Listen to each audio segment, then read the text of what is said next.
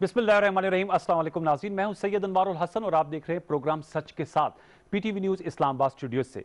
नाज़रीन, Pakistan international airlines के बदकिस्मत तैयारे PK-8303 की जो हादसे की इब्तदाई तहकीकाती रिपोर्ट है वो आज एविएशन मिनिस्ट्री ने जारी कर दी। जो वफाकी वज़ीर हवाबाजी हैं गुलाम सरवर खान साहब, कौमी असम्बली में उन्होंने ये जो 22 मई को इंतहाई अनफॉर्चुनेट हादसा हुआ था, लाहौर से कराची PIA की परवाज़ जा रही थी और उसमें 99 अफराद सवार थे, जिसमें पायलट भी थे, अमला भी था और मुसाफिर, लेकिन फिर वो अनफॉर्चुनेटली गिरकर तबाह हो गया और उसमें 97 लोग जो हैं वो शहीद हुए थे।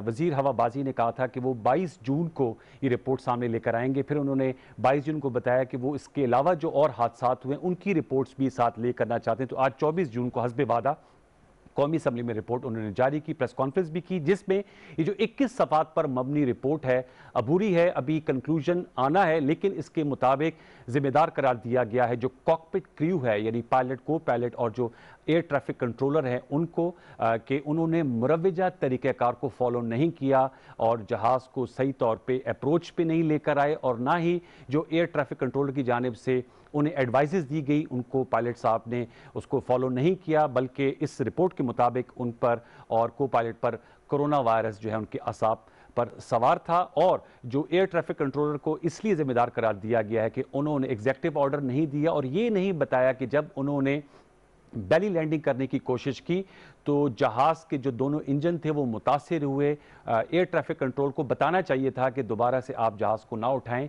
और इसी वजह से जहाज़ गिरा और जो बदकिस्मत त्यारे में जो कीमती जानें थी हमारी वो ज़ाय हो गई। इसके अलावा एक होशरुबा इंकिशाफ और भी किया गुलाम सरवर खान साहब ने, जो कि इस वक्त मीडिया में जिससे बहुत बात हो रही है, कि जो हमारे पायलट्स हैं 860 के करीब पायलट्स हैं, जिसमें PIA की भी शामिल हैं और जो हमारी प्राइवेट एयरलाइंस के भी पायलट, उनमें से 262 पायलट्स के जो लाइसेंस हैं, जो डिग्रियां हैं, वो मशकूक हैं। जाहिर सी बात है, ये बहुत खौफनाक बात इस हवाले से है कि हम सब PIA पर और जो हमारी कमर्शियल एयरलाइट्स हैं, एयर फ्लाइट्स हैं, एयरलाइंस हैं, उन पर भरोसा करते हैं।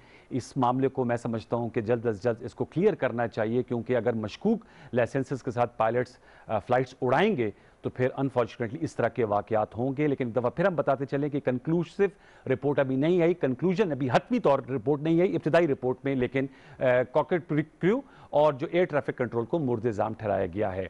दूसरी तरफ मुल्की सियासत में इर्ताश पाया जाता है और उसकी बड़ी वजह वफाकी वज़ीर science and technology Fawad Chaudhry साहब का हालिया इंटरव्यू है जो उन्होंने वॉइस ऑफ अमेरिका को दिया। उसके बाद काबीना का भी इजलास हुआ और आज मीडिया में दिन भर ये खबरें आती रहीं कि उस हवाले से वज़ीर आज़म साहब ने अब क्लियर डायरेक्शंस दी हैं अपनी पार्टी को कि इत्तेहाद कायम करें और इस वक्त पार्टी और हुकूमत को मुनज़्ज़म होने की ज़रूरत है, चूँकि पाकिस्तान को पेंडेमिक जैसे चैलेंजेस का सामना है। कुछ इस हवाले से भी बात करेंगे और ये जानने की कोशिश करेंगे कि अगर कोई आपस में कोई आपसी झगड़े हैं तो वो ख़त्म हो गए, गिले शिकवे दूर हो गए। और सबसे अहम नुकता, समुंदर पार पाकिस्तानी बड़ी तादाद में अभी भी 98,000 के करीब से ज़ायद बैरून मुल्क मौजूद हैं और वतन वापस आने के ख्वाह हैं।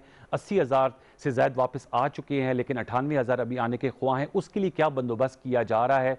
बहुत सी रिपोर्ट्स ये भी आ रही हैं कि उनके रोज़गार चले गए और हमारा एक कीमती असासा और सरमाया है, उस हवाले से अब क्या इंतजामात किए जा रहे हैं ये जानेंगे। सियाहत के स्कोप पर बात करेंगे और इसके साथ साथ जो गवर्नेंस के इशूज़ हैं उन पर भी गुफ्तगू करेंगे। और नहायत ही अहम शख्सियत हमारे साथ मौजूद हैं, उनके हम शुक्रगुजार हैं कि अपनी गूनागू मसरूफियात के बावजूद उन्होंने हमें वक्त दिया और इन तमाम सवालात के जवाब हम उनसे लेंगे।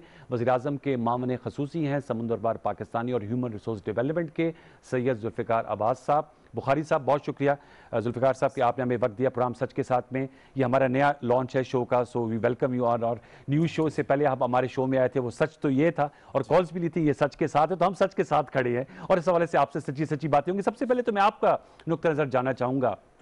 PIA का अनफॉर्चुनेट हादसा हुआ और हादसात हो जाते हैं गलती ही की वजह से, लेकिन इब्तदाई रिपोर्ट में कॉकपिट क्रू और एयर ट्रैफिक कंट्रोल के जो मुरवजा तरीक़ेकार उन्होंने फॉलो नहीं किया। इस पर आपका क्या कमेंट है, क्या होना चाहिए और ये जो हादसा है ये हमें क्या लेसन इससे लर्न करना चाहिए? और दूसरा जो ये जुल्फ़िकार साहब जो सबसे अहम नुक्ता है कि पायलट्स और सब पूरे, क्योंकि एक पायलट के भरोसे पे 300 का जहाज़ होता है, इसमें 97 थे क्योंकि सोशल डिस्टेंसिंग हो रही थी। और इससे पहले भी जो हुआ एयर ब्लू का बता रहे थे गुलाम सरवर साहब, उसमें 152 हमारे जो मुसाफिर थे वो शहीद हो गए और उसमें भी पायलट की गलती थी, जजमेंट का एरर था। तो अब ये स्क्रीनिंग का प्रोसेस जल्द अज जल्द हो कि जिन पायलट्स के लाइसेंस मशकूक है, डिग्रियां मशकूक हैं, वो क्लियर होने चाहिए। देखें, जहाँ तक बात जाती है कि उनको क्या करना चाहिए था लैंडिंग पे, उस पर मैं कमेंट नहीं कर सकता, और मैं नहीं समझता कि बाकियों को भी करना चाहिए, क्योंकि वो एक्सपर्ट नहीं है प्रोटोकॉल के कि एग्जैक्ट क्या है। तो नामुनासिब बात होगी कि उस पर हम करें। एक्चुअली जो इंक्वायरी रिपोर्ट आई है वो भी आपको तो उसमें प्रोफेशनल्स शामिल थे, उन्हीं की इंक्वायरी। जी, उन्हीं की इंक्वायरी, लेकिन मैंने उसमें डिटेल में नहीं देखा, तो आई थिंक इसमें जायज़ नहीं होगा बात करने का। जो भी हुआ है बहुत ही अनफॉर्चुनेट एक इंसिडेंट है जिसमें कई जानें गई हैं। किसकी गलती थी किसकी नहीं थी वो अब मुकम्मल रिपोर्ट आएगी। जो इनिशियल रिपोर्ट है आपने ज़ाहिर कर दी है कि बिल्कुल वही बात थी। हाइंडसाइट में अगर हादसे के बाद देखे तो बंदा यही कहता कि काश पायलट के आ जाते जहन में कि यार बेली पे जब लैंडिंग हुई है वहीं बेशक दोबारा टेक ऑफ ना करते, दोबारा टेक ऑफ ना करें, वहीं जो नुकसान होगा उसी वक्त हो जाए कि एटलीस्ट शायद लिमिटेड हो सकता था। लेकिन ये हम अभी कर रहे हैं हादसे के बाद, तो वो और जहाँ तक जो इसमें जो सबसे ज़्यादा कंसर्निंग चीज़ आई हुई है वो ये है कि जिनके लाइसेंसेस जाली थे, और मैं पीएम साहब को ख़ास तौर पे, क्योंकि मुझे पता है इनने इसको पुश किया है बहुत। अच्छा। और सरवर ख़ान साहब को, क्योंकि वो एविएशन मिनिस्टर हैं, आज उन्हें ज़ाहिर भी किया था, और अरशद मलिक साहब को ख़ास तौर पे मैं उनको भी मैं उनको कहता हूँ कि इन्हें बहुत ज़बरदस्त काम किया कि ये सबके सामने लेके आए हैं। देखिए, बात यह है कि ये अब भी दब सकता था कि 200-300 लोगों को पायलट्स के लाइसेंस नकली थे, लेकिन ये ज़ाहिर हो कि अवाम के सामने आ गए। और अफसोसनाक बात यह कि कब से दबा हुआ है, और ये तो अभी वो पायलट्स हैं जो हैं जी, कितने आए हैं कितने गए हैं उसकी तो गिनती ही नहीं है। लेकिन अब असल उस वक्त बात मुकम्मल होगी जब अगर ये पायलट्स के लाइसेंस मशकूक है तो उनकी छांटी की जाए। छांटी नहीं, उनको फौरन सस्पेंड करके उनको फारग कर दिया जाए। कम से कम एयर जहाज तो ना उड़ाए ना जब तक से इनका वो जहाज ना उड़ाए, उनको बिल्कुल फारग करके उन पे क्रिमिनल एक्टिविटी की प्रोसीडिंग्स करनी चाहिए उस पर। तो मैं तो ये समझता हूँ, क्योंकि बात ये नहीं है कि उनने सिर्फ एक जाली डिग्री बना के पायलट, जैसे आप कह रहे हैं 200-300 लोगों की जानों को ख़तरे में डाला है, और वो भी उनको एक फॉल्स प्रॉमिस दे के आप डॉक्टर से ऑपरेशन कराएं और पता चले कि वो डॉक्टर ही नहीं था। तो बेसिकली आपने वही किया है। तो ये सिर्फ PIA में नहीं है सर, ये आप देखें हमारे कई इदारों में ऐसा है, जाली डिग्रीज़, गलत नौकरियाँ। आप PTV में आप देख सकते हैं, वहाँ और मसले हैं। PIA में जनरली पायलट्स के अलावा भी आप जिस इदारे में जाएं आप देखेंगे कि ये है। PTV तो स्क्रीनिंग अपना प्रोसेस कर रहा है, डिग्रीज की वेरिफिकेशन तमाम कर रहा है, लेकिन आपकी बात है कि पोलिटिसाइजेशन ऑफ इंस्टीट्यूशन नहीं होना चाहिए। पोलिटिसाइजेशन, आपके पास डेड वुड होती है, चलें जाली डिग्री तो एक चीज़ हो गई, लेकिन डेड वुड हो गया, बंदा काम पे जा रहा है या नहीं। स्टील मिल पे इतनी बात हुई है, स्टील मिल में लोग जो काम पे भी नहीं गए, काम पे नहीं जाते, उनकी प्रमोशंस हो रही थी। कैसे? काम पे जाते नहीं हो, प्रमोशंस हो रही। तो ये किस माशरे में ऐसे होता है? तो जो PIA था, PIA का तो सामने इसलिए आया है क्योंकि उसमें तो सबसे ज़्यादा नुकसान हुआ है वो जानी नुकसान है। तो मैं इस चीज़ की वजह से, लेकिन मैं फिर से कहता हूँ कि PM साहब ने, जैसे कि शुगर इंक्वायरी या वीट इंक्वायरी जो भी हो, इसमें भी इंटरफेयर करके इनने ऊपर से जो प्रेशर डाला है। आपको पता है, आपका तकलामी माज़रत बिलावल भुट्टो ज़रदारी साहब ने ट्वीट किया और उन्होंने कहा है कि सिर्फ रिपोर्ट सामने नहीं आना चाहिए, तो स्केप गोटिंग की गई है। एक्चुअली तो एविएशन मिनिस्टर को इस्तीफा देना चाहिए, जो कि उनका प्राइम मिनिस्टर साहब इमरान खान साहब के स्टांस रहा है कि जब कोई हादसा होता है तो सिर्फ ड्राइवर या पायलट नहीं बल्कि जो ऊपर बैठा हुआ शख्स है उसको मुस्ताफ़ी होना चाहिए। बिलावल साहब तो ये लाइन ले रहे हैं। जी ठीक है, इसमें देखें, आई थिंक हमें ये देखना चाहिए कि जो 200 जो पायलट्स हैं या 250-300 जो पायलट्स, 262, ठीक है, उनको किस हुकूमत ने इनको डाला था, किस हुकूमत में वो आए थे, किस हुकूमत में उनको वेरीफाई किया गया था। आप अगर PIA पूरा खोल के देखें तो बिलावल ज़रदारी साहब को तो छुपने की जगह नहीं मिलनी, सारा तो PPP का गंद है सारा। तो आप देखें तो उनको तो बात करने की, उस बेचारे को तो खैर बात करने की इजाज़त ही नहीं होनी चाहिए। बात करने की इजाज़त तो ये डेमोक्रेसी है नहीं, वो उसको, क्योंकि उस पर उसकी बात में कोई अक्ल ही नहीं है ना। आप पहले ये करें, ठीक है, हम अगर मिनिस्टर साहब का एहतसाब ले लेते हैं, हम कहते हैं उसी वक्त आप लोगों का भी ले, जिनके दौर में इनको आपने पीआईए के अंदर आने दिया, वो उस पे अग्री कर जाएं कि ठीक है आप या आपके वालिद उस वक्त या आपकी वालदा उस वक्त थी इंचार्ज, तो जितने आए उस वक्त आपने उनको जिनको आपने रोल किया पीआईए के अंदर, आप लोग असेंबली से भी इस्तीफ़ा दें। चीनी रिपोर्ट की भी आपने बात की। मैं जुल्फ़िकार बुखारी साहब आपसे जानना चाहूँगा कि लोगों का ये नुक्ता है कि आपने चीनी की रिपोर्ट पब्लिक की, अच्छा किया, लेकिन जो चीनी की कीमत है वो जूं की तूं है, 85 रुपए किलो, 90 रुपए किलो, हाई कोर्ट ने भी कहा था 70 रुपए किलो।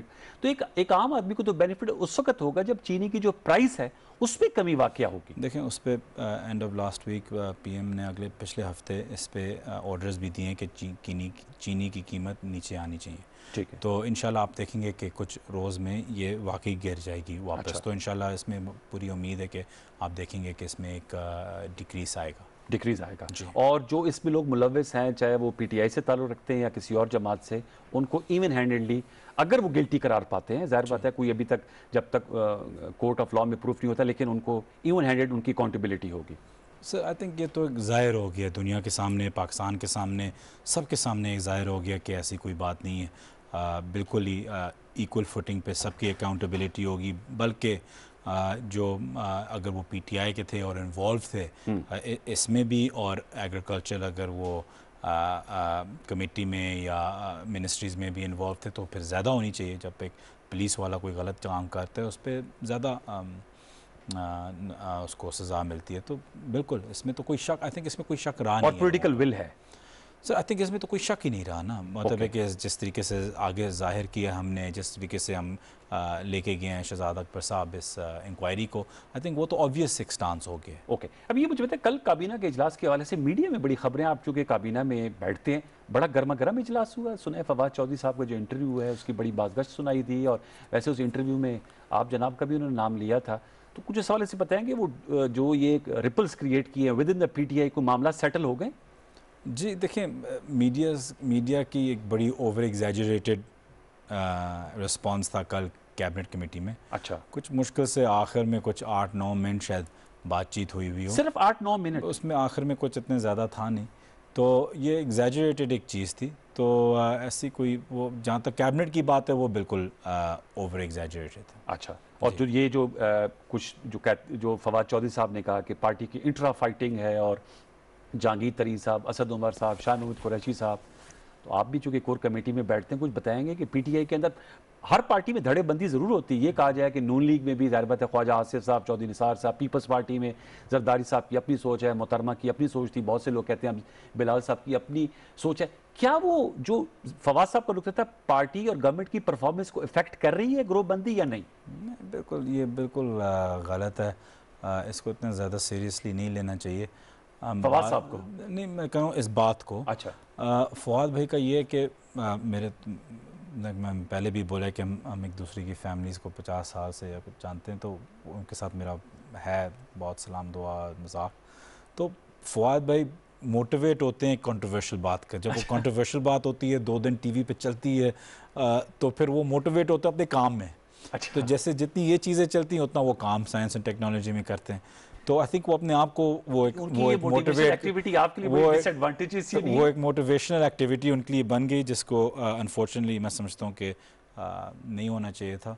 लेकिन देखें, जैसे आपने बोला है कि कई पार्टीज़ में जी ऐसा है, ज़रदारी साहब और बिलावल ज़रदारी की नहीं बनती, सबको पता है, उनकी भी अलग एक सोच है। लेकिन इसमें कोई इतनी बड़ी बात नहीं है। आपके जो रिफॉर्म एजेंडा है उसको तो नहीं इफेक्ट कर रही? क्योंकि उनका तो नुक्ता ये था ना कि इस वजह से वज़ीर आज़म साहब का विजन बड़ा ज़बरदस्त है, वो बड़ी अच्छी क़यादत कर रहे हैं, लेकिन टीम में इंट्रा फाइटिंग की वजह से जो हमारा रिफॉर्म एजेंडा था वो इफेक्ट हो रहा है, उसकी पेस स्लो है।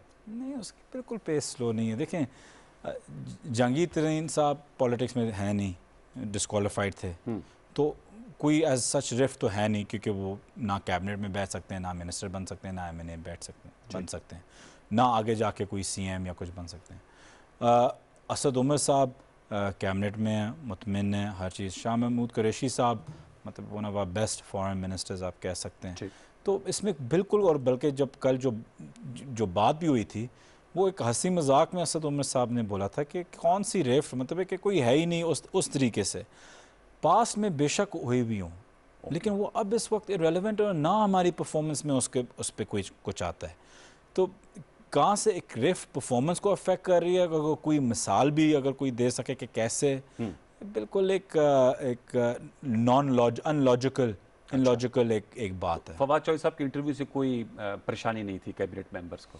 नहीं, देखें, परेशानी कोई नहीं थी कैबिनेट मेंबर्स को, लेकिन अगर मीडिया 2 दिन उसको चलाता रहे और फिर आ जाए कि जी रिफ्ट है, खुल के आ गए हैं, फिर जाहिर बात है ऑपोजिशन का तो काम ही है इन जैसी चीज़ों को उठाना। लेकिन मीडिया सदर फयाजुल हसन चौहान साहब भी बड़े सीखपा हो गए थे, आपके इंफॉर्मेशन मिनिस्टर हैं। मीडिया सदर फयाजुल हसन चौहान साहब की बड़ी ट्वीट्स भी कि उन्होंने बयान दिया, तो वो तो उन्होंने तो बड़ा तेज़ रिएक्ट किया था। जी, ज़ाहिर बात है वो पंजाब में बैठे हुए उन्होंने सुना होगा। देखें, बंदा मेहनत कर रहा हो दिन रात, मैं सिर्फ उनकी नहीं, मैं जनरली बात कर रहा हूँ, फेडरल की भी, प्रोविंसेस की भी, KPK हो गया, पंजाब हो गया।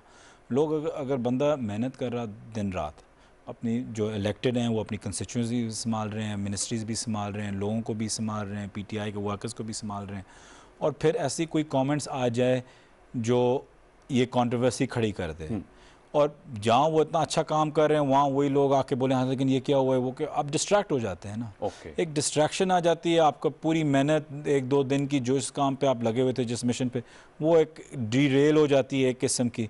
तो इसमें इस चीज़ के एक cause, distraction is not behind PTI। बिल्कुल, मतलब वो एक छोटी सी चीज़ थी, इसमें इतना कुछ नहीं है। ये क्या है जुल्फ़िकार साहब, ये जो इलेक्टेड और नॉन इलेक्टेड की बात है, क्योंकि आप भी नॉन इलेक्टेड हैं, इसमें है कि ज़्यादा फैसला साजी में जो नॉन इलेक्टेड है दे हैव देयर ओन से, और वो ज़्यादा they prevail more on prime minister than the elected ones? देखें, अगेन इसमें ऐसी कोई बात तो है नहीं।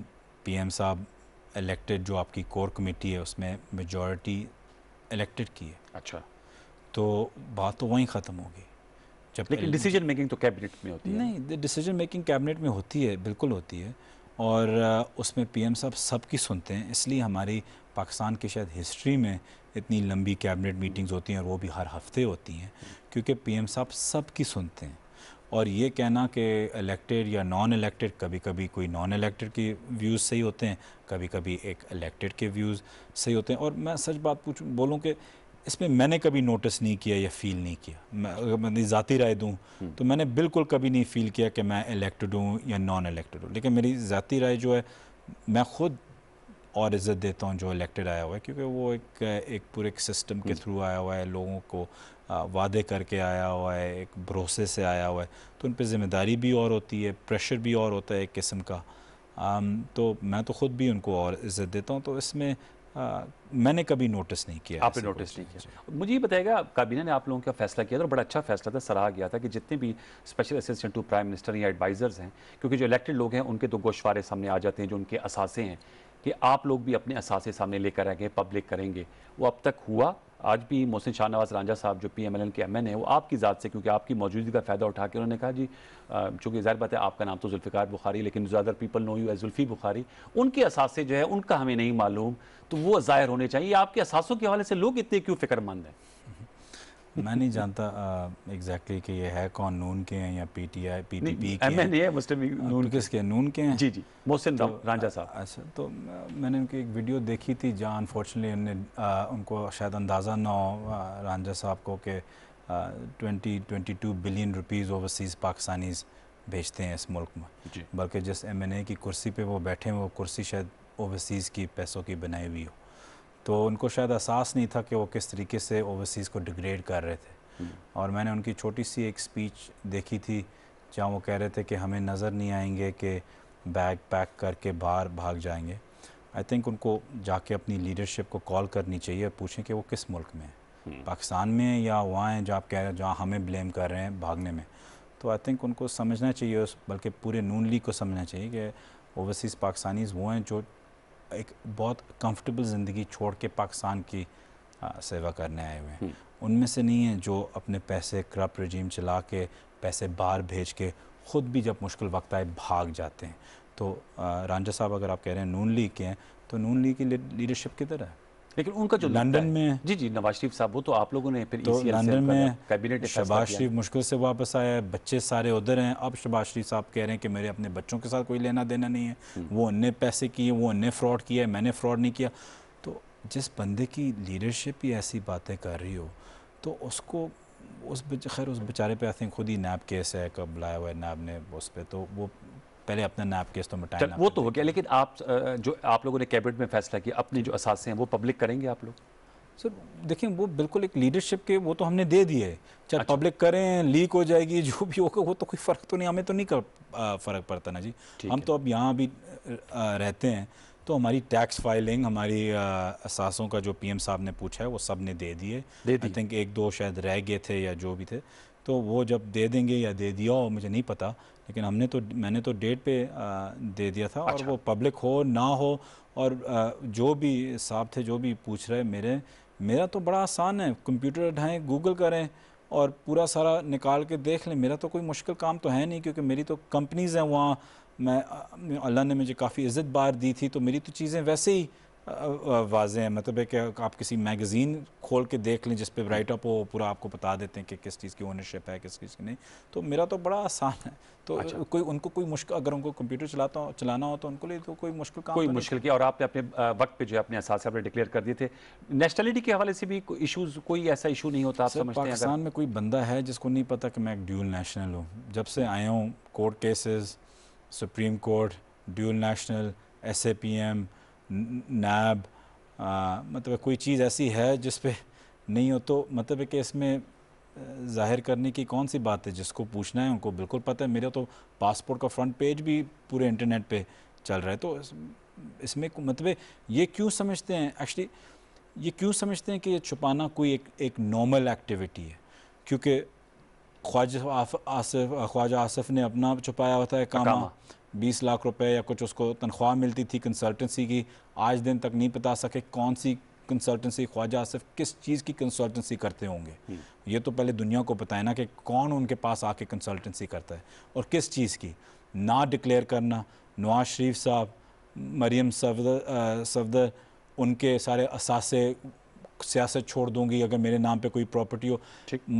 पॉइंट मेरा ये है कि उनकी मेंटालिटी और फितरत में ये चीज़ है कि हर बंदा झूठा है, फ्रॉड है और छुपाता है। क्योंकि हमने तो यही बड़े हुए देखा है। जो रांझा साहब है वो रिलेटिवली आई थिंक उनकी तस्वीर देखी, यंग है। जी मेरे ख्याल में आपके एज मेट ही होंगे। तो वो तो बड़े ही अपने बड़ों को देख के उनने सारा सीखा है ना। तो वो तो समझते हैं कि हर चीज़ छुपाना, फ्रॉड करना, नाटक करना, वो तो समझते हैं कि एक नॉर्मल एक्ट। लेकिन आपके तमाम मामला ट्रांसपेरेंट, आपका नुक्ता ये है। अब ये थोड़ा सा बताइएगा कि आपकी वजारत पर भी आते हैं, प्राइम मिनिस्टर साहब ने ये भी कहा है कैबिनेट में कि 6 मंथ्स हैं डिलीवरी के लिए।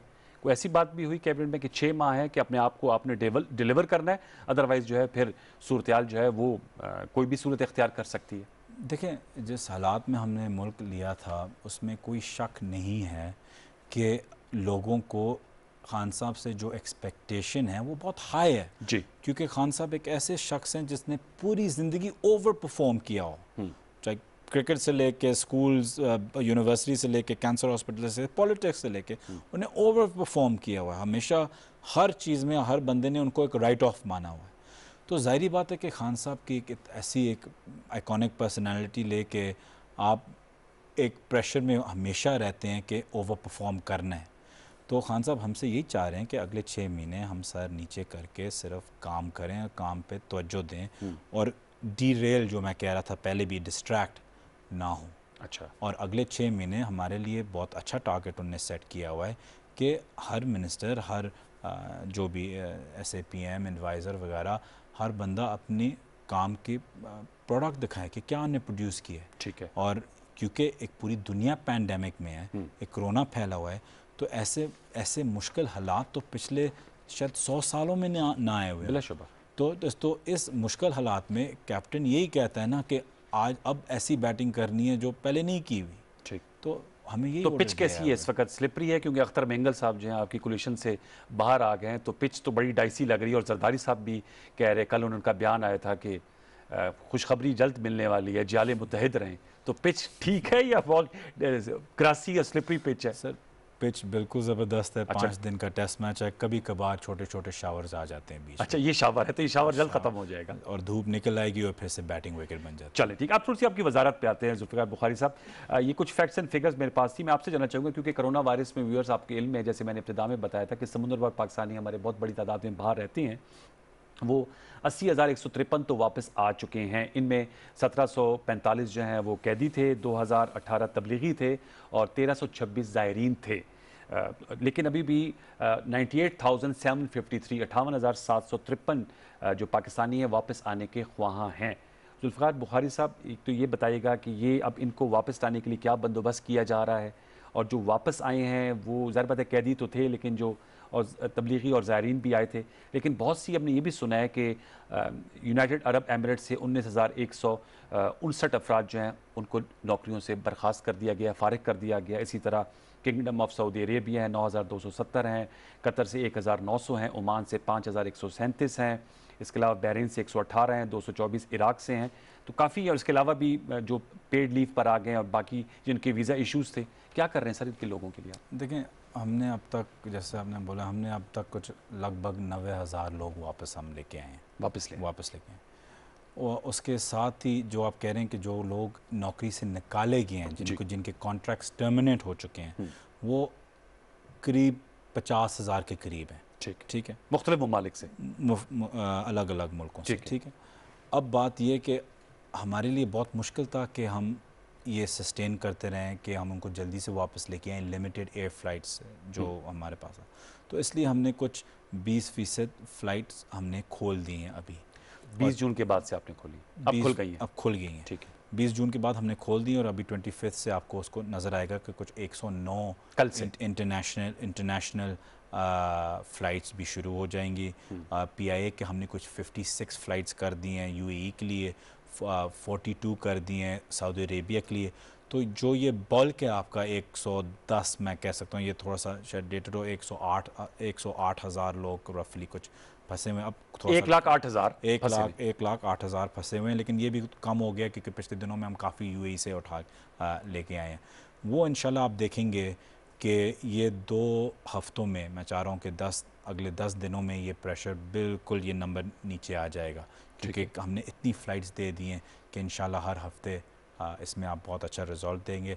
और अगेन ये PM साहब की मेहरबानी है कि इन्हें सख्त एक्शन लेके उसको पूरा हमारे लिए ज़ाहिर किया सबको कि उनको बड़ी फ़िक्र है अपने वर्कर्स की जो बाहर काम कर रहे हैं। ये जो वापस आ रहे हैं इनकी फिर कोरोना टेस्टिंग भी होगी? क्योंकि एक राय ये भी आई थी कि बहुत से जो लोग आ रहे हैं UAE से या दीगर ममालिक से, वो कोरोना पॉजिटिव होते हैं। उसका कोई सिस्टम आपने वज़ा किया है कि इनका कोई टेस्ट और ट्रैकिंग की जाएगी? क्योंकि पिछली दफ़ा भी यही बात आ रही थी कि जी पाकिस्तान के अंदर, अब तो खैर पाकिस्तान के अंदर इसकी ट्रांसमिशन बहुत ज़्यादा हो गई है, कि ये बाहर से जो हमारे ज़ायरीन और तबलीगी आए उनकी वजह से ये कोरोना वायरस पाकिस्तान में आ गया। तो अब ये जो लोग आप लेकर आ रहे हैं और आप बता रहे हैं कि फ़्लाइट्स भी बढ़ गई हैं, उसके लिए क्या इंतज़ाम किया गया? तबलीगी और ज़ायरीन का जो स्प्रेड था पाकिस्तान में, वो शायद मुश्किल से 1% था, और जो लोकल स्प्रेड आपका पाकिस्तान के अंदर है वो कुछ 94-96% है। तो जो बाहर से आ रहा है वो, अगर आप सबसे 4% से लेकर 6% तक मुश्किल से इंटरनेशनल स्प्रेड, आपका एक्सटर्नल स्प्रेड अगर बाहर से आए, तो ये कोई बड़ा नंबर नहीं है। तो ये जो लोग अगेन ओवरसीज़ पे या बाहर से जो लोग आ रहे हैं उस पर जो डालते हैं, ये बिल्कुल कतई ये गलत है। ठीक है, तो इसमें ज़्यादा चांसेस ये हैं कि जो बाहर से आ रहे हैं उनको लोकली लग जाएगा कोरोना। मतलब जो, अगर आप स्टेटिस्टिक्स पे अगर जाएँ, उन पे हम क्या कर रहे हैं कि जब ये आते हैं तो उनकी स्क्रीनिंग हो रही है, और उनसे जो वो अपना फॉर्म हेल्थ डेस्क पे अपना फॉर्म देते हैं, उनसे वो सिम्टम्स पूछ लेते हैं कि अगर आपके पास सिम्टम्स हैं, स्क्रीनिंग के बाद सिम्टम्स हैं या नहीं। अगर आपके सिम्टम्स नहीं हैं तो फिर आप घर जाते हैं, अगर आपके सिम्टम्स हैं तो फिर आपको जाके टेस्ट करना पड़ता है और हॉस्पिटल जाते हैं, क्वारंटीन, अगर आप पॉजिटिव हो आप क्वारंटीन में जाते हैं। जो लोग उसके बाद जो घर चले गए हों, जो नॉन सिम्टमेटिक थे, तो वो अगर उनको हमें ये कहना है कि प्लीज़ अपने घरों में 14 दिन के लिए सेल्फ़ आइसोलेशन करें, अपने आप को घर में रखें 14 दिनों के लिए, किसी से ना मिलें, और घर से तभी निकलें जब आपको अस्पताल जाना हो। अगर अस्पताल जब चले गए, जिस वक्त आपने PCR टेस्ट हॉस्पिटल में कर दिया हो, आप हमारी ट्रैकिंग सिस्टम में वैसे ही आ जाते हैं। उससे पहले भी आप FIA और नादरा के थ्रू वैसे ही आए हुए होते हैं, लेकिन इसमें फिर आप एक और सिस्टम में आ जाते हैं। और इसके साथ ही हम एक ऐप भी लॉन्च कर रहे हैं कि हर बंदा जो बाहर से आ रहा होगा वो एक ऐप फिल करेगा और उसमें भी ट्रैक एंड ट्रेस। तो उसमें कुछ 2-3 लेयर्स हैं, एक तो प्रोविंशनल लेयर, एक फेडरल लेयर, और अभी ये ऐप भी आ रहा है। ऐप क्या है, उसका कोई नाम आप हमारे साथ शेयर करना चाहेंगे? आई थिंक अभी ऐप का नाम है पैक पास पैक पास, पाक पास पाक पास, ठीक है। ऐप का नाम है, और इंशाल्लाह ये भी बहुत जल्द तकरीबन तैयार हो गया, इसके भी टेस्टिंग हम और करेंगे। जो लोग बाहर से आएंगे उनकी रैंडम टेस्टिंग नहीं होगी, अगर जो एसिम्टोमेटिक हैं वो 14 दिन आपने अपील किया है कि वो अपने आप को सेल्फ आइसोलेशन में रखें, और जो सिम्टोमेटिक है उनके टेस्ट किए जाएंगे। जी, जैसे बाकी मुल्कों में भी जैसे हो रहा है। जी ठीक है। और ये थोड़ा सा उस पर भी हम जानना चाहूँगा, आपने कहा फ़्लाइट्स खुल गई हैं, कुछ लोगों को शिकायत है कि टिकट्स ब्लैक में फिर फ़रोख्त होते हैं, ये जी जुल्फ़ी बुखारी साहब इस चीज़ को भी थोड़ा सा, क्योंकि लोग जो है वो प्रॉब्लम में होते हैं, और फिर अगर टिकट्स ब्लैक में बिक रहे हों तो फिर आपको पता है वो सोशल डिस्टेंसिंग की वजह से वैसी भी ओवर चार्जिंग हो रही है, इस ट्रेंड की भी नफ़ी करनी होगी। सर, ये बिल्कुल एक जायज़ क्लेम है, लोगों का टिकट्स ब्लैक में भी बिक रहे थे, और जब हमने एयर स्पेस खोली थी तो कमर्शियल हमने एजेंट्स को दे दिए थे। आप ये भी देखें कि एजेंट्स ने कुछ 3-4 महीनों से कुछ कमाया भी नहीं है, तो उन्होंने सोचा कि इन गरीबों पे हम दिहाड़ी लगा दें, तो उस पर भी हमने यूएई में रुकावट डाल दी। अब टिकट्स वापस हमने एम्बेसी को दे दिए हैं। 1450 का एक टिकट आता है, 1450 दिरहम दिरहम का आता है दुबई से पाकिस्तान तकरीबन, और ये हम एम्बेसी वहीं से हम कर रहे हैं। और इसलिए क्योंकि वहाँ कुछ 60-8 हज़ार लोग ऐसे थे जो पहले से 3-4 महीने से रजिस्टर्ड थे, लेकिन अभी तक उनकी बारी नहीं आई थी। तो अब इंशाल्लाह हम उनकी इन 7-8, जब तक हम इनको ख़त्म ना कर दिया इस लिस्ट को, जो मेनली आपका ओवरसीज़ वर्कर है, जब इस लिस्ट को ख़त्म कर दिया फिर हम रिव्यू करेंगे सिचुएशन के अभी खोल दें एजेंट्स के लिए फिर से या नहीं। लेकिन जब तक ये लिस्ट नहीं ख़त्म होगी, मैं उनसे भी वादा करता हूँ, ये हमारी गलती थी कि हमें नहीं अंदाज़ा था कि इतने एक्सप्लॉइट लोग कर देंगे, लेकिन इमीडिएटली हमने बंद करके ये कर दिया। और अब आप देखेंगे सऊदी अरेबिया में भी कल परसों ये शुरू हो जाएगा कि हम एम्बेसी से इंशाल्लाह कोशिश कर रहे हैं कि वहीं से करें।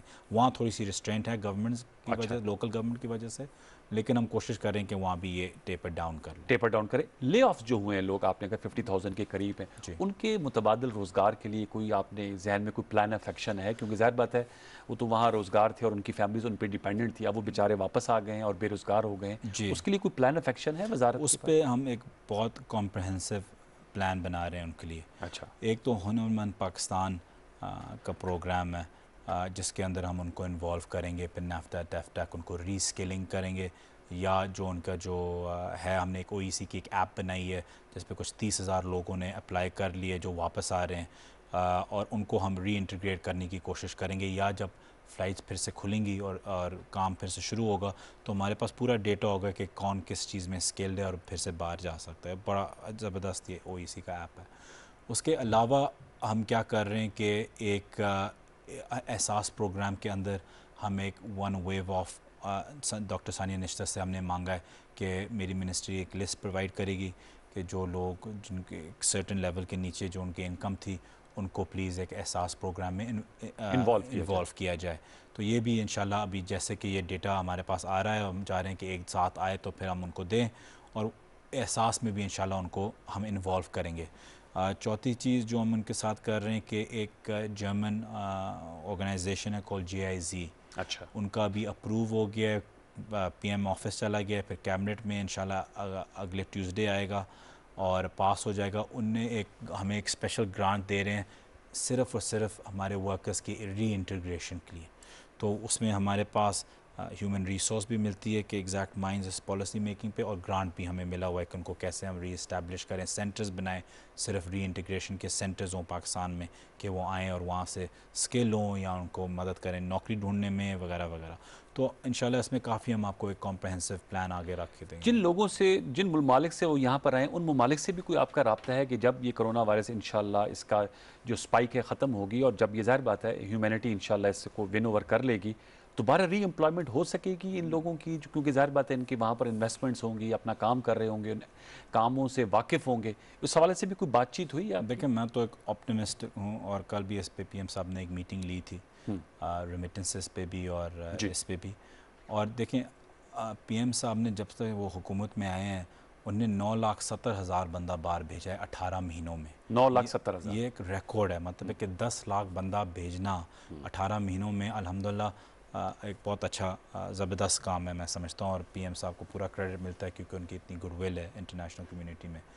बात ये कि मेरी उनकी वजह से, क्योंकि उनकी इतनी अच्छी गुडविल है कि मुझे मैं हर हफ्ते तकरीबन UAE, सऊदी, कतर के लेबर मिनिस्टर से बात करता हूँ जूम पे, बड़े अच्छे दोस्त भी हैं, और हमने उनको सबसे ज़्यादा सबसे पहले फैसिलिटेट किया था। ठीक। इस पे मेरे पे भी अपोजिशन ने तनकीद करने की कोशिश की कि आप क्यों सबसे जल्दी वापस इनको जो लेड ऑफ लेके आ रहे हैं। उनसे बात हमारी ये हुई थी कि हम सबसे पहले इनको निकालेंगे, लेकिन सबसे पहले भी इनको वापस लेके आएंगे और आप हमारे लोगों का ख्याल रखेंगे। और एक गल्फ न्यूज़ का आर्टिकल कल मैं रात को पढ़ रहा था, जो वो एक लिहाज से इंडिया को डांट रहे थे कि हमारी हॉस्पिटैलिटी को, मेहमान नवाजी को ज़्यादा ना एक्सप्लॉइट करें और पाकिस्तान से सीखें। एक लाइन थी उस आर्टिकल के अंदर के लर्न फ्रॉम पाकिस्तान।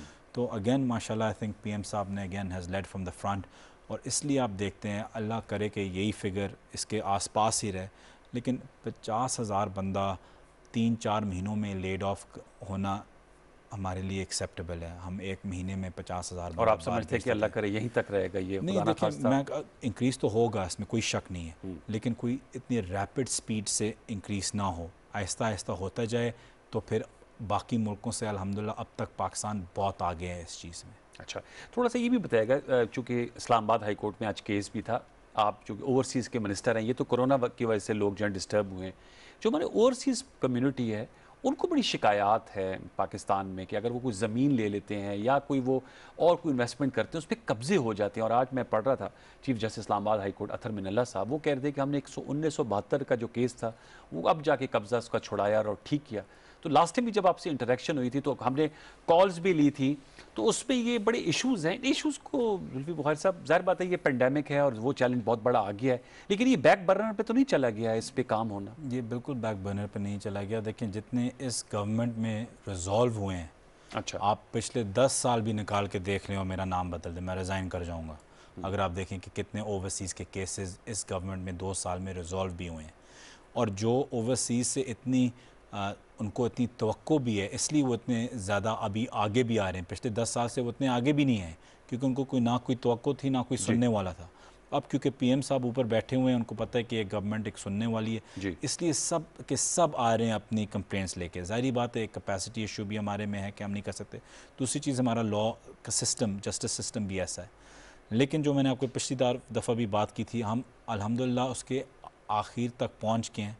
समरी बिल्कुल फ़रोग नसीम साहब के पास है, लेकिन क्योंकि वो उस केस में बिज़ी थे, वो साइन नहीं कर सके। आज ही मेरे उनसे बात हुई है, हम ओवरसीज़ की एग्जैक्ट डेफिनेशन उसको बना रहे थे। ठीक है। और पाकिस्तान में आपको इस्लामाबाद में बहुत जल्द इंशाल्लाह हम पार्लियामेंट में लेके जाएंगे कि एक ओवरसीज़ पाकिस्तानीज़ का fast track court for land disputes आपको नज़र आएगा, और ये मैं समझता हूँ इसी हफ्ते इंशाल्लाह लॉ से पास हो जाएगा। और उस लॉ की एसेंस क्या, अगर आप बताना चाहे लोग, हम कोशिश करेंगे कि मतलब है कि एक टाइम बाउंड कोर्ट होगा, जिसमें जो भी ओवरसीज़ पाकिस्तानी हो वो अपना केस वहाँ लेके जाके लड़ सकते हैं, और लोकल कोर्ट की तरह नहीं होगा कि 6, 8, 10, 20 साल चले। एक टाइम बाउंड फ्रेम होगा कि इस तक आपने सुना उसकी कोई स्पेशल कोर्ट होगी, 3 महीनों स्पेशल कोर्ट होगी, लेबर कोर्ट स्पेशल, उसको रिवाइव करेंगे। चलिए, अच्छी बात है, क्योंकि ये आज ही लैंड डिस्प्यूट्स के लिए क्योंकि आज ही 24 जून को ये मुकदमा लगा हुआ है इस्लामाबाद हाई कोर्ट में। सवाल से उनकी ऑब्जर्वेशन थी चीफ जस्टिस साहब की। थोड़ा सा कमिंग बैक टू कुछ ज़रूरत लोगों की इस दौरान अमवात भी हो रही हैं पाकिस्तानियों की, चाहे वो न्यूयॉर्क में है, यूएई में है। वो बाज़ लोग कोरोना की वजह से डेथ हो रही है, बाज़ लोगों की वैसे भी तबई अमवात हो जाती हैं। तो पहले भी प्रोसीजर काफ़ी ज़्यादा, उसमें आपको याद हो कि कॉलर भी आए थे, और डेड बॉडीज़ को लाने का भी एक बहुत बड़ा एक प्रॉब्लम होता है। पहले इंसान परेशान होता है और फिर डेड बॉडीज़ को लाना, उस हवाले से भी कोई आप लोगों की वजारत फैसिलिटेट कर रही है एक्सपर्ट्स को कि उनकी डेड बॉडीज़ पाकिस्तान में वापस बासानी आ जाए? देखें, हम पूरी इसमें कर रहे हैं। मेनली आपकी जो डेड बॉडीज़ हैं वो अभी यूएई में हमें मसला नहीं आया इसका, वहाँ नहीं आया। थोड़ी सी डिले शायद हुई हुई हो क्योंकि फ़्लाइट्स का मसला है, लेकिन वहाँ हमें और कोई इतना ज़्यादा मसला नहीं है, और वहाँ कोई बड़ी तादाद नहीं है डेड बॉडीज़ की। ठीक। जहाँ हमें मसला आया था वो सऊदी अरेबिया में था, अभी भी कुछ दिन पहले तक, अब थोड़े से कम हो गए हैं, लेकिन 109 डेड बॉडीज़ वहाँ पड़ी हुई थी। और वो इसलिए क्योंकि एक तो वहाँ भी ऑफिस उस तरीके से खुला नहीं है, तो स्लो था। तो एनओसीज़ आपको उनकी गवर्नमेंट से ज़रूरत होती है बोर्ड करने से पहले। दूसरी चीज़ ये थी कि जो पीआई जहाज़ भी भेज रहा था वो छोटे जहाज़ थे, 777 पे ज़्यादा बॉडीज़ आती हैं। अभी जो जहाज़ हम अभी भेज रहे हैं, आज 20 तारीख से जो हमने शुरू किया था, वो 777 भेज रहे हैं। तो इसकी भी तादाद मतलब 4-5 दिनों में बहुत कम हो जाएगी। लेकिन जो ही हमें वहाँ से NOCs मिलते रहेंगे, हम इनको भेजते रहेंगे। और इसमें CWAs, एम्बेसीज दिन रात डेड बॉडीज़ पे काम कर रही है। तो ये भी मसला अब तक काफ़ी हद तक ठीक हो गया है। लेकिन यूरोपियन मुल्कों में ये पहले मसला था, क्योंकि इटली की भी एयर स्पेस बंद हुई थी, अमेरिका में हमारे पास कोई फ़्लाइट्स ही नहीं थी, PIA जा नहीं सकता था उस वक्त, तो वहाँ पे पहले मसले थे। अब वो भी काफ़ी हद तक सॉल्व हो गए हैं। 20.6 बिलियन डॉलर्स की रेमिटेंसेस हुई हैं।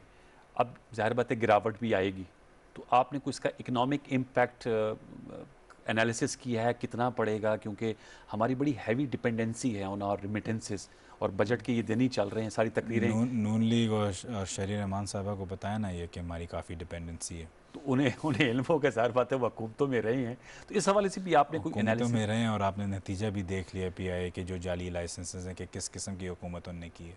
वो बात आपकी ठीक है, और वो आप लोग उस पर अकाउंटेबिलिटी करें। लेकिन इस नुक्ते पे भी आप लोगों की कोई वर्किंग हो रही है जो रेमिटेंसेस में फॉल आ रहा है? मैं जो आपका ये जो 20.6 अरब डॉलर है जी, ये 2020 मई तक है कि कब तक कितने पैसे अभी तक रेमिटेंसेस बाहर से आए हैं। अगर आप इसको 2019 से कंपेयर करें मई का, तो वो 20.1 अरब डॉलर है। ठीक है, तो अब तक अल्हम्दुलिल्लाह हमने सस्टेन किया हुआ है। डिप नहीं बल्कि इंक्रीज आई हुई है। अब वो इंक्रीज पहले से क्योंकि आई हुई थी तो वो कैरी थ्रू कर रहा है, या अब फिर भी मेंटेन कर रहा है। लेकिन क्योंकि UAE भी कुछ हद तक खुल गया है, सऊदी अरेबिया में भी कंस्ट्रक्शन वगैरह शुरू हो गई है, तो हमारी पूरी कोशिश है, और क्योंकि मेरी मिनिस्ट्री इसमें एक बहुत बड़ा प्लेयर है इसमें, तो हमारी पूरी कोशिश है कि हम इसको मेंटेन रखें। देखें पूरी दुनिया सफ़र कर रही है, अमेरिका जैसा जायंट। लेकिन आप कैसे मेंटेन करेंगे जब आप बता रहे हैं कि रिपेट्रिएशन हो रही है, बहुत से लोग वापस आ रहे हैं? How we going to maintain it? Well simply because जो मैं कह रहा हूँ कि रिपेट्रिएशन जो हो रही है, बहुत से लोग अभी तक नहीं आ रहे। 50,000 लोग लेड ऑफ हुए हैं। तो अगर आप एक छोटा सा फिगर निकालें, सऊदी अरेबिया का 10,000 बंदा लेड ऑफ हुआ है। ठीक है, उसमें से 5,100 ऐसा बंदा था जो कोरोना से पहले लेड ऑफ हुआ था, क्योंकि हम हर महीने वहाँ 20,000 बंदा बेचते थे, 5-6 हज़ार वापस आता था। वो 3 साल से थे, उनका कॉन्ट्रैक्ट ख़त्म हो, वो एक लेन देन हर रोज़ हर महीने चलती थी। तो इसमें भी ऐसे नंबर्स हैं जो पहले से अकाउंटेड फॉर थे। अब बात यह कि दुनिया कब खुलेगी कि हम फिर से लोगों को भेजना शुरू करें। मेन पॉइंट यही रहेगा। लेकिन इसमें भी कुवैत ने हमसे डिमांड अभी इस पैंडेमिक के ज़रिए भी मांगी है, सऊदी अरेबिया ने भी अभी हमसे डिमांड एक मांगी है। तो हम पूरी कोशिश कर रहे हैं। किन एरियाज़ में डिमांड मांगी है? मेनली हेल्थ सेक्टर में। जी, अब तक मेनली हेल्थ सेक्टर में। लेकिन अब जो गेम होगी वो यही होगी कि हम रेमिटेंसेस को अगर उस स्पीड से, जिस स्पीड से हम लेके जाए थे, 20 अरब डॉलर से हम 23 पे ले गए थे, 23 अरब डॉलर। तो मेन चीज़ ये होगी कि हम इसको कैसे मेंटेन कर सकेंगे। लेकिन एक बहुत बड़ा चैलेंज है। लेकिन अल्लाह करे, आई थिंक इंशाल्लाह, जैसे मैंने बोला कि PM की एक बहुत बड़ी बिग गुडविल है इंटरनेशनल कम्युनिटी से, और उसकी वजह से मुल्क भी हमारी तरफ अलग एक तरीके से देख रहे हैं। तो अगर हम उसके ऊपर कैश करें तो इंशाल्लाह हम मेंटेन कर सकेंगे। आपका टूरिज्म भी और हम रेमिटेंसेस पे भी इंसेंटिव्स भी दे रहे हैं इस पे। बल्कि कल भी मीटिंग हुई थी, PM साहब ने क्या दे रहे हैं इंसेंटिव, अगर इख्तिसार से आप अभी उस पर काफ़ी हम पॉइंट सिस्टम कार्ड्स दे रहे हैं। हम उस पर काफ़ी आप चीज़ें वापस लेके आ सकते हैं, टिकट्स फ्री मिलते हैं आपको, बेहतर बैंकिंग फैसिलिटीज़ दे रहे हैं। इसमें काफ़ी चीज़ें, एक दो और चीज़ें, लेकिन मैं अभी वो कह नहीं सकता कि वो अनाउंस मैं नहीं कर सकता जब तक वो अप्रूव ना हो स्टेट। मैं चलते चलते आपसे टूरिज्म को भी, चूँकि आप देख रहे हैं हमारे टूरिज्म भी बड़ा इफेक्ट हो रहा है आप लोगों का, और प्राइम मिनिस्टर साहब का तो बहुत ज़्यादा ये इन्हिसार है कि टूरिज्म से हम अपनी इकॉनमी को रिवाइव कर सकते हैं। तो उसमें जुल्फी बुखारी साहब, SOPs के तहत अब टूरिज्म को अलाउ कर दिया गया है। खैबर पख्तूनख्वा में कुछ इस हवाले से आपके पास क्या अपडेट है? टूरिज्म अब तक बिल्कुल बंद है। SOPs हमारे बिल्कुल बने हुए हैं, गाइडलाइंस बिल्कुल बनी हुई हैं हमारी, और जब PM साहब खोलेंगे हम बिल्कुल तैयार होंगे SOPs के मुताबिक। लेकिन उसकी टाइमिंग सही होनी चाहिए। बाकी भी दुनिया में अभी तक, लेकिन यही तो हमारा सीज़न होता है ना बेसिकली, जून जुलाई अगस्त। इसमें कोई शक नहीं है, और टूरिज्म ने सबसे ज़्यादा इसमें सफ़र किया है, और सबसे पहले बंद हुआ था और सबसे आखिर में खुलेगा, और ये इसमें कोई शक नहीं। लेकिन हम कोशिश करें कि काफ़ी रिलीफ पैकेजेस, अभी आप देखेंगे एक हफ्ते में हम अनाउंस भी, ये बजट के बाद हम काफ़ी टूरिज़म को रिलीफ पैकेजेस भी देंगे इंशाल्लाह। और स्पेशली जो इसमें लोग इन्वॉल्व थे, चाहे होटलिंग वाले हैं, रेस्टोरेंट्स बिल्कुल, वाले हैं, उनके लिए भी हम वाले लोन हैं। पैकेजेस भी कर रहे हैं, होटल ऑपरेटर्स का DTS हम फिर से रिवाइव कर रहे हैं। ओके। तो हम बहुत से ऑप्शन देख रहे हैं कि हम उनको कैसे रिलीफ दे सकें और कैसे जल्द से जल्द खोल सकें। जो अभी जो बेस्ट जो तरीका है वो कह रहे हैं कि टूरिज़म बबल्स बनाएं, कि बबल जोन को मैन आप बिल्कुल कर दें और उसमें SOPs करना आसान होता है। अगर आप टूरिज़म पूरा खोल दें तो आपके पास इतना लॉजिस्टिकल मैन पावर नहीं है कि आप ओवरसी कर सकें। तो उनके छोटे छोटे बबल्स बनाएं और अथॉरिटीज़ बनाएं और उनको ऐसे खोल सकें। तो ये सारी चीज़ें हम अभी एवेल्यूएट कर रहे हैं। लेकिन एक पैंडेमिक, ये इवॉल्विंग सिचुएशन है, तो शायद जल्दी ख़त्म हो जाए, शायद देर से ख़त्म हो। लेकिन तो वो जो देख रहे हैं प्राइम मिनिस्टर साहब, आप चूँकि उनकी कोर टीम में हैं, वो तो बता रहे हैं जुलाई के एंड और अगस्त जो है वो बड़ा सख्त महीना, बहुत सख्त महीना है, इन्फेक्शन हाई होगा। इसलिए हमने टूरिज़म पे थोड़ा सा होल्ड सिर्फ इस वजह से रखा हुआ है क्योंकि हमारी स्टडी दिखा रही है कि जुलाई हमारे लिए शायद एक सख्त महीना हो। अल्लाह ताला खैरियत करे। बहुत शुक्रिया जुल्फ़िकार बुखारी साहब, हमने आपसे बहुत से सवालात किए और तिश्तगी तो रह जाती है, वो इंशाल्लाह किसी और नशिस्त में उठाएंगे, लेकिन बहुत से आपने जवाबात हमें दिए, आपका बहुत शुक्रिया। व्यूअर्स, जुल्फ़िकार बुखारी साहब हमसे गुफ्तगू कर रहे थे, वज़ीर-ए-आज़म के मामूनी खसूसी हैं बराए समुंदर पार पाकिस्तानी ह्यूमन रिसोर्स डेवलपमेंट, और जो सेहत का शोबा है उसको भी ओवरसी कर रहे हैं जुल्फ़िकार बुखारी साहब। आपने गुफ्तगू सुनी। चलते चलते चूँकि कोरोना वायरस की वजह से हलाकतों का सिलसिला जारी है और बड़े बड़े नाम भी अब इसकी लुक़्मे अजल बन रहे हैं, इसकी ज़द में आ रहे हैं। डॉक्टर मुग़ीज़ुद्दीन शेख साहब, उनका मैं इसकी ज़रूर तज़किरा करना चाहूँगा कि वो शोबा इब्लागियात पंजाब से बहुत यूनिवर्सिटी से बड़े तवील अरसे से वाबस्ता थे, उसके चेयरमैन भी रहे। वो अल्लाह को प्यारे हो गए हैं। अल्लाह ताला उनकी मग़फ़रत करे, उनके दर्जात बुलंद करे, लवाइकीन को सब्र जमील अता करे। हमारे प्रोग्राम का भी हिस्सा बने थे क्योंकि हम ख़ुद भी स्टूडेंट ऑफ जर्नलिज़म रह चुके हैं और उनके साथ एक एहतराम का रिश्ता भी था। हमने कहा कि चूँकि उनकी डेथ की खबर आई थी तो आपके साथ शेयर करें। हेल्थ वर्कर्स भी जो है इसकी लपेट में आ रहे हैं, तो डॉक्टर मुग़ीज़ुद्दीन साहब की जो सर्विसेज हैं फॉर द जर्नलिज़म और जर्नलिज़म की स्टडीज़ को फ़रोग़ देने के लिए फोर्थ पिलर कहलाया जाता है मुआशरे में, और पाकिस्तानी सहाफ़त जो है वो अल्हम्दुलिल्लाह ग्रो कर रही है। आप देख रहे हैं उनके बहुत से स्टूडेंट्स जो हैं वो अब प्रैक्टिकल फील्ड में हैं। तो हमने आज ये जो अफसोसनाक खबर है वो आपके साथ शेयर की।